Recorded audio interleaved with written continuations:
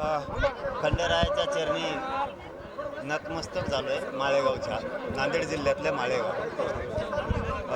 खंडेरायाच्या चरणी एकच मागितलं आहे फक्त की गोरगरीब मराठ्यांवरती अन्याय होतो, त्याला आरक्षण मिळू दे, शेतकरी अडचणीत आहे, त्यांनाही बळ मिळावं, सरकारने त्यांना मदत करावी, बस एवढाच आशीर्वाद खंडेरायाच्या चरणी मागितला आणि बळ पण मागितलं. राज ठाकरे म्हणतात की राजधानी असुरक्षित असं त्यांनी ट्विट केलंय. काय सुरक्षित आहे? राजधानी असुरक्षित आहे राज ठाकरेंनी ट्विट केलं. हा, पण ते त्यांचा राजकीय प्रश्न.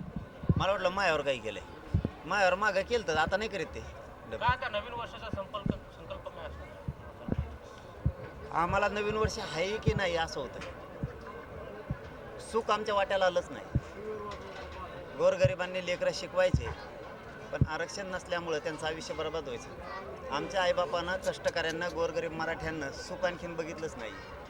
नवीन वर्ष येत आहेत, पाठोपाठ येत आहेत आणि पाठोपाठ जात आहेत सुद्धा, पण आमचा न्याय आम्हाला कधी मिळेल या प्रतीक्षेत आम्ही. आमचं खरं नवीन वर्ष त्या दिवशी असेल की या राज्यातल्या गोरगरीब सगळ्या 100% मराठ्यांना आरक्षण मिळेल, त्या दिवशी आमचं खरं नवं वर्ष असेल. आशा पवार म्हणतात की दोन्ही राष्ट्रवादी एकत्र येत आहेत.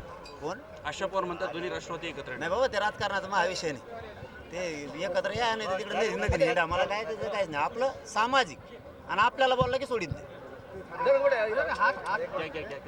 आपने क्या मन्नत मांगी है खंडोबा से? मला हिंदी येत नाही ना, महालय पाचका होती. तुमचा खेळ बिघडन महा बिघडन. नको. धन्यवाद.